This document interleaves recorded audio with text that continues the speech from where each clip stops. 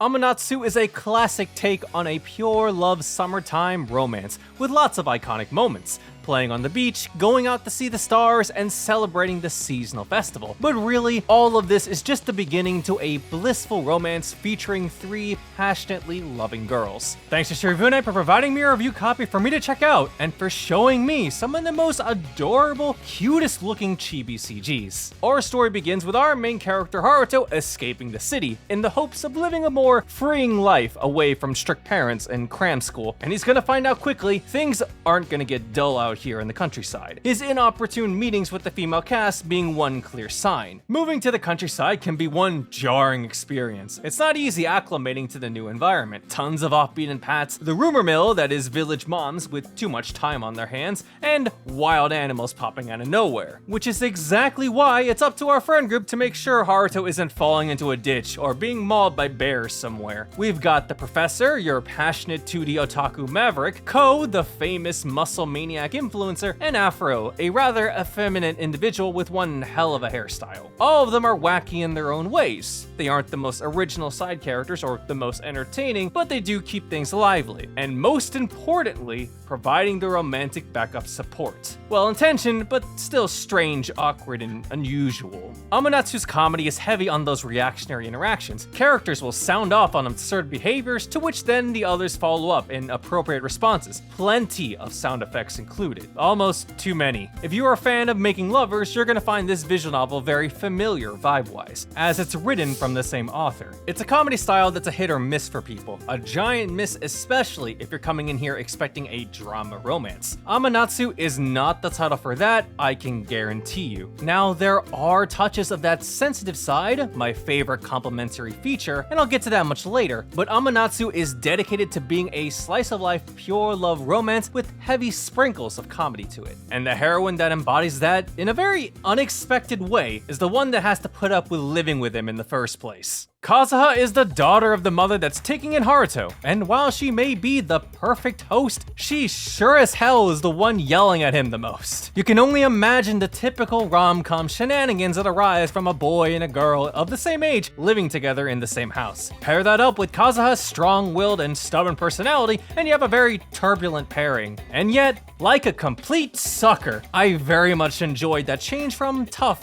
hard-ass girl to sweet, affectionate maiden in love. Sorry, not sorry, I'm just a fan of that melting of tough exteriors. Because despite her initial treatment, at her core, Kaza is a very considerate, caring person. Over time, the two of them strive to change their relationship for the better, not just in her romance route too. Of course, there's still lots of playful teasing and aggressive remarks, but there's a sense of compassion with it, and this only continues further when in couple status. Except, you'll also get that timidness that comes from first-time romances mixed with Kazuha's comically absurd pride. All of the romances in Amanatsu contain the spirit of experiencing a newfound romance and the uncertain feelings surrounding it. There's a bit of that comedic spin to it, but it all rings out honest for these young individuals. These love interests are trying to navigate themselves out of their situationship into being an actual couple, and the friends are supportive all the way through, going as far as to give them a forceful push at times. For Kaza, it was trying to defeat her disinterest mindset that dismisses any possible love affairs, but for someone like Yashiro,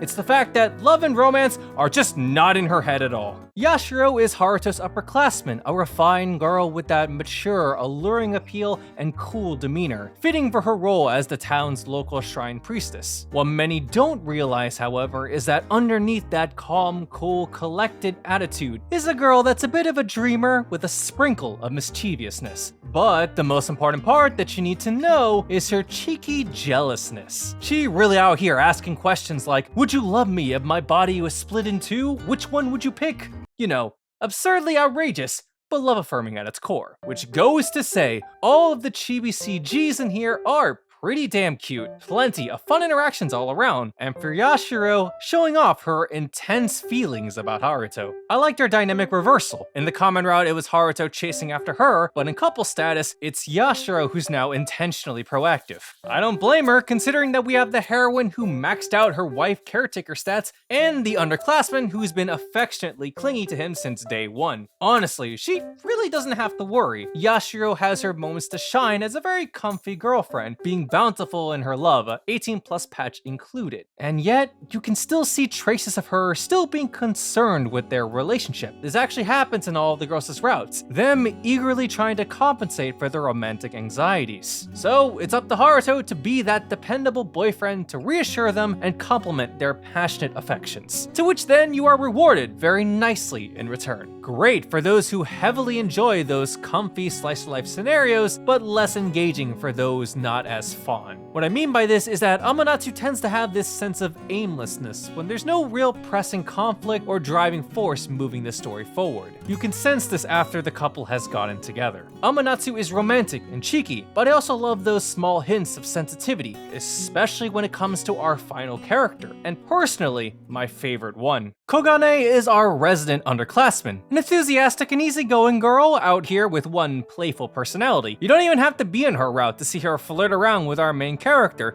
seeing her latch on to his arm all the time. It's endearing and sweet. And then you have those special, private moments where behind Kogane's public, energetic self is a very bashful individual. Out of all the heroines, Kogane has a surprising amount of depth to her backstory, and her story compelled me the most out of the girls. That difference in attitude was worth exploring, and it nicely explains why she acts in a certain manner. It's only when the two are alone together, or when she's able to vocalize those necessary feelings, since it regards her mindset about the idea of romance itself and her perspective about their relationship going forward, which again ultimately results in fluffy, wholesome interactions. Kogane is the best case of that positive romantic behavior actually being a result of her backstory and situation. Each of the heroines have this inflated idea of romance which makes them doubt aspects of their relationship, but like a good boyfriend, Haruto responds back with words of love and physical affection. And he would have never have discovered this if it wasn't for the loving embrace of the countryside setting and the people within it. To anyone looking for a pure love slice-of-life romance with that sprinkle of comedy on the side, Amanatsu is a fine pickup. 3 out of 5. I would like to thank everyone on Patreon for supporting me in covering visual novels. You guys are fantastic, and if you would like to be a part of that effort, please consider subscribing. Now, if you're curious in another romance visual novel, I recommend checking this one, or checking this video over here for a general recommendation.